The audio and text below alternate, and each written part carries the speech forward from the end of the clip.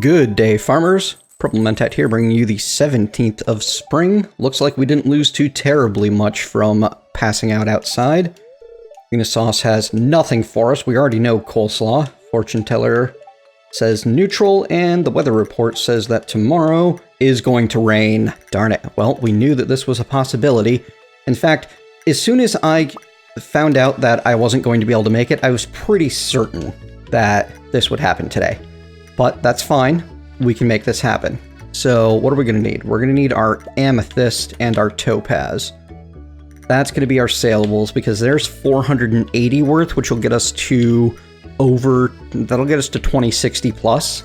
And then we're going to go ahead and grab our Omni Geodes and our Geodes, bring those with us. And we'll bring the scrolls with us just in case. Don't forget your copper bars. That is the most common mistake that I make when I am going to get a tool upgraded and I am short on time in a day, is to leave my bars behind, and it has more than once cost me a day or forced me to restart the game so that I don't lose that day. Because if I lose today, I don't know if I'm going to get another day of rain between now and summer. So what are your options? Well, you can either suck it up and deal with it, or you can restart the entire day. Neither option is great. Cost us 144G to pass out like that. If we hadn't been found by Harvey, if instead Joja Corp had found us, it would have cost us 1000G. And that would have ruined it right then and there. We would have been out of luck entirely. You see that right there? That's why you're not. Why I like to keep a bit of path underneath my scarecrow, so I don't accidentally dig it up like that. Oh well. And hey, look, I've had a seed behind the scarecrow this entire time that's not been growing. Whoops. All right. Let's step one. Water everything. We have until, I'd say, 2 p.m. to leave the farm for safety's sake. The blacksmith closes at 4. I don't know if that's an everyday or just a Wednesday thing, but it closes at 4. So we want to be there before 3:30 if we can. Just for, you know, extra leeway, I guess is what the word I'm looking for. And as I'm harvesting a whole bunch of forageable seeds, I know that I'm going to want to get a whole bunch more planted. So let's see. We're going to deposit our starred items and withdraw our non-starred items and see what we can make. I think the 10 seeds is going to be of more value to us than the 1 gold star daffodil. If I remember correctly, daffodils don't sell that well. So we're going to go ahead and make 40 more wild seeds. Put our leek away and grab our starred items to sell. I'd take them with me and throw them at Joja Mart, except Joja Mart doesn't buy from small-time suppliers out in the field. They get everything shipped in from out of town. One more reason to support Pierre's. Buy at Pierre's and support local business, right? Right. Support your local farmer because PurpleMentat's broke and wants your money. Oh, well, that worked out almost perfect. Alright, we're doing good. We're in good shape today.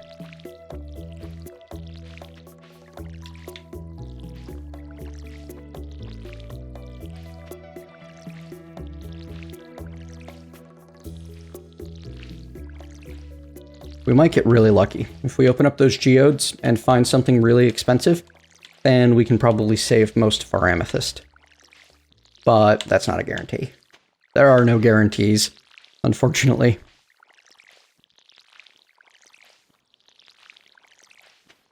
Opening a geode costs 25 apiece. I have 10 geodes, so that's an extra 250, which would leave me at 1237. So, yeah, I think it's worth the gamble.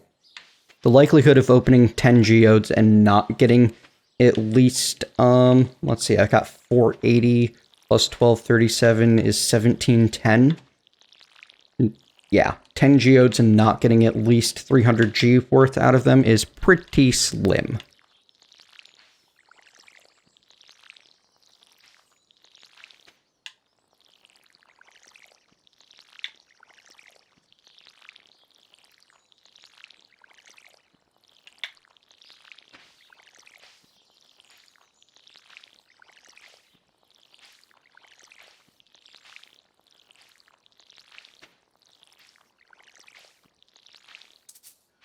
I love the high pollen days, or just a ton of flower petals floating around in the air.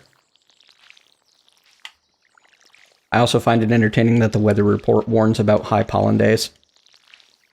Oh, you know what? One very important aspect of watering everything. Can't forget to water the cat. And while we're at it, we will pet the kitty. There we go. Alright, no more delays.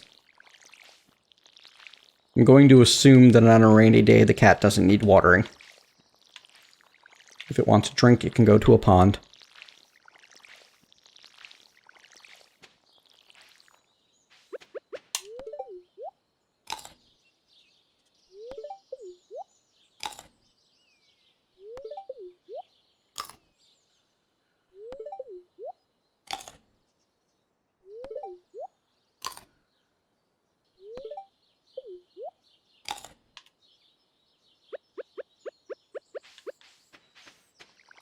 Don't want to waste berries now, if I don't have to.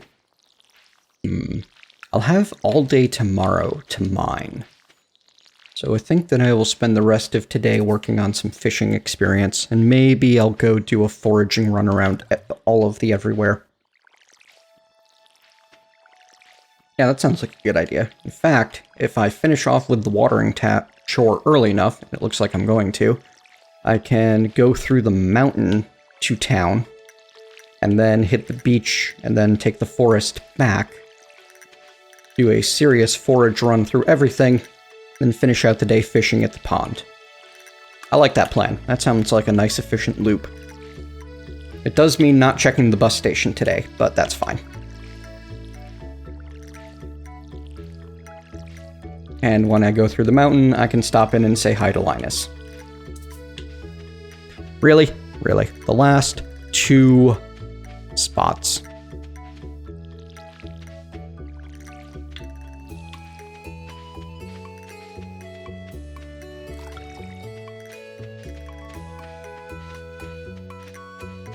Okay, 78 energy left, so we will forage up whatever we can along the way.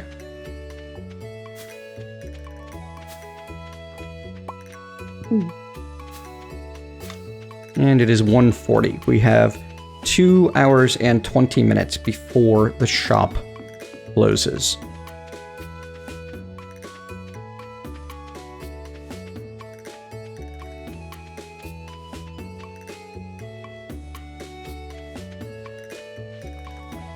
Robert!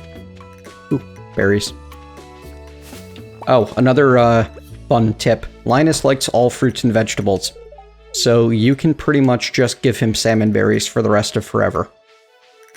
Same with Demetrius. If you don't mind handing out like gifts instead of loved gifts, you can just give him salmon berries. He's happy with them. They only sell for 5G a piece. They're not worth doing anything with other than eating or giving out as gifts.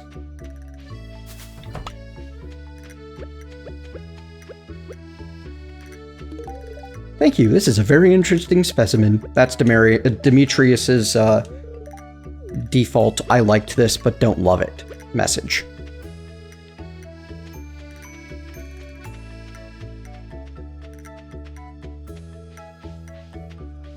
Oop, there's some more berries. I'm trying to grab all of the berries that I can along the way. Once again, if I'm missing any, it's because I literally don't see them.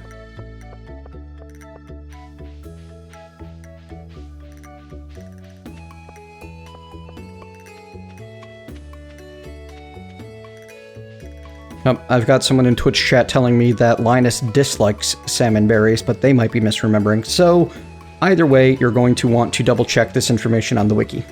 There we go, 3:40, perfect timing. Alright, buddy. Let's process some geodes.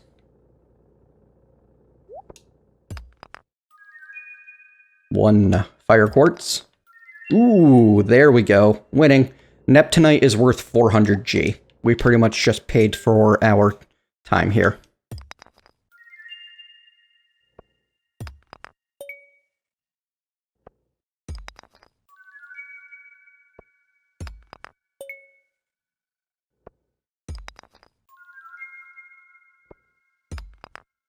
Nothing else amazing coming out of it, mostly stuff that I'll be handing over to Gunther. Since we're visiting him today anyway, we might as well hand over as much as we can for artifacts and such. So that brings us to 1737. I don't want to give up my only topaz if I'm going to see Gunther right now, but topaz are a lot more common than everything else except for earth crystals. I can just sell another amethyst, and then we'll hand everything else into Gunther. Excellent. Hey buddy, how about you upgrade my watering can? Thank you. It will be ready in 2 days exactly. As he says, a couple of days. That could be variable, but it's really not. Alright, Gunther. Those are the lost books, by the way. Let's donate some to your museum. What are you? I have a scroll there already. That must be 2. So that'll be 1.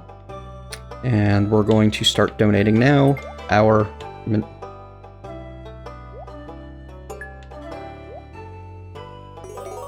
New reward!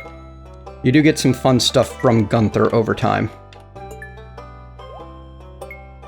But I believe most of it from here on in is cosmetic in nature.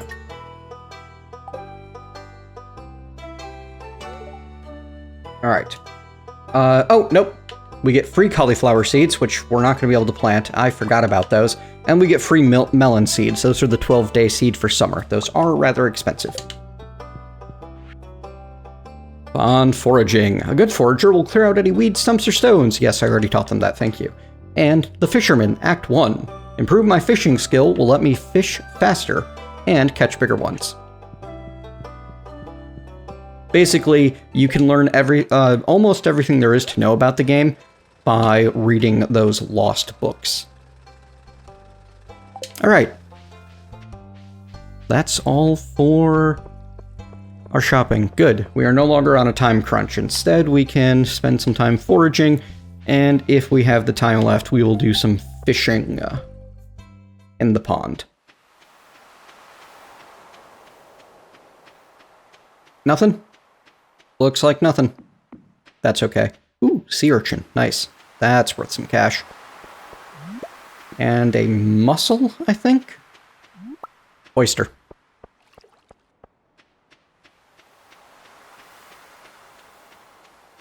There we go.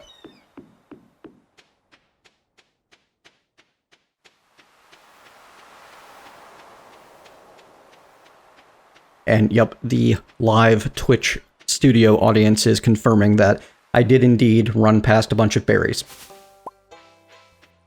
It's going to happen. The berries are not easy for me to spot because they blend in with the surrounding bush. I pretty much have to look for the shape of the berry.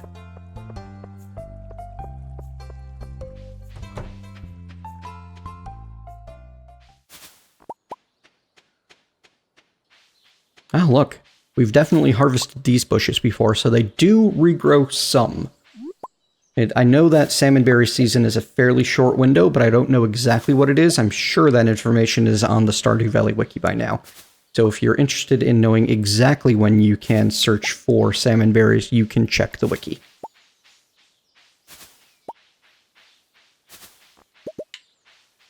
However, you do get that warning that it's salmonberry season in year 1.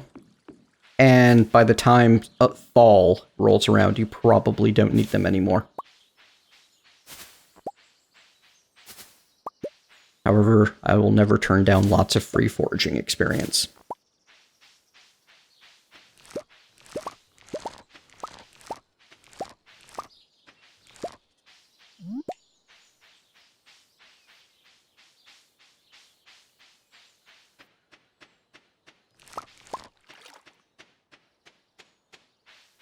Can't wait for foraging level 5. How close are we anyway? We're there? We're not there yet. We've got to be getting close to foraging level 5 by now. Yay, more berries. I think the same type of tree always regrows in the same place out here. I guess I could start harvesting more lumber. That would help with the... Oh, I do have my axe with me. Good. I was like, wait, did I leave my axe at home? That'd be weird. Be a strange choice on my part.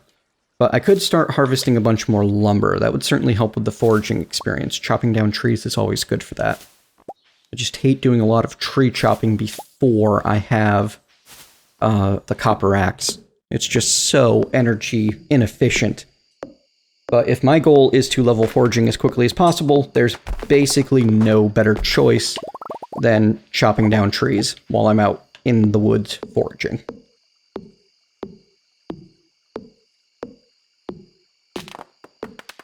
And at the moment, my goal is definitely to level foraging as quickly as possible. That's going to continue for a while, actually, because... well, reasons that will become apparent once we do more carpentry.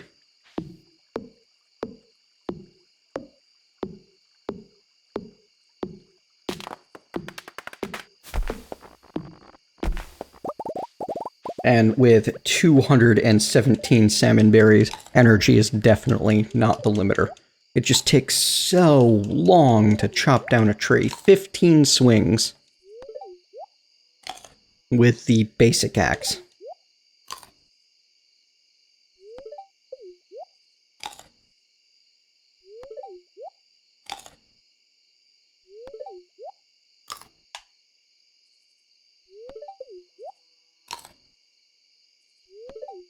There we go. That'll let me chop down 8 more trees.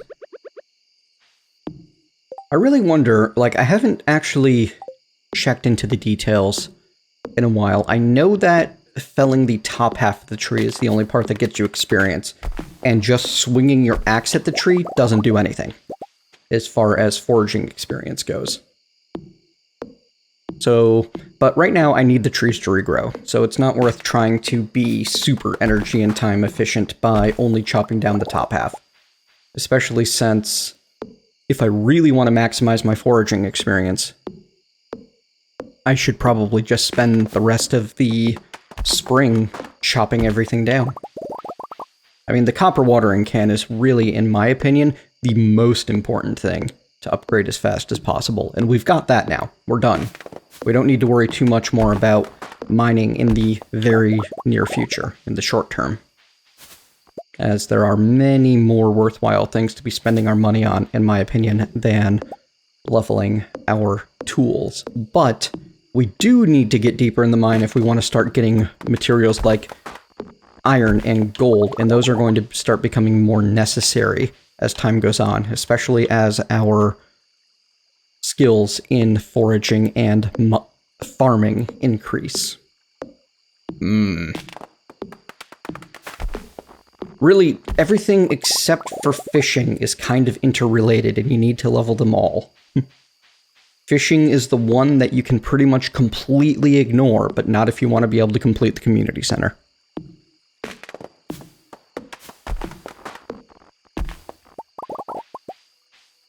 Alright, 11:20. We'll chop down this tree, and I think call it good. Don't want to be caught outside again. Though, when you have 0 money, and energy is no longer a limiter because you have 213... 215, oh wow, 219 salmon berries.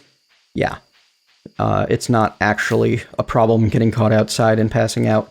The only thing that not getting to bed costs you is money and energy, so meh.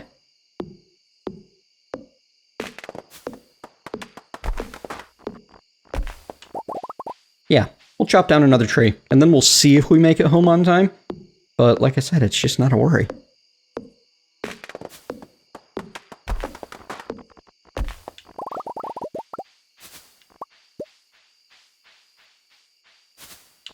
There we go. A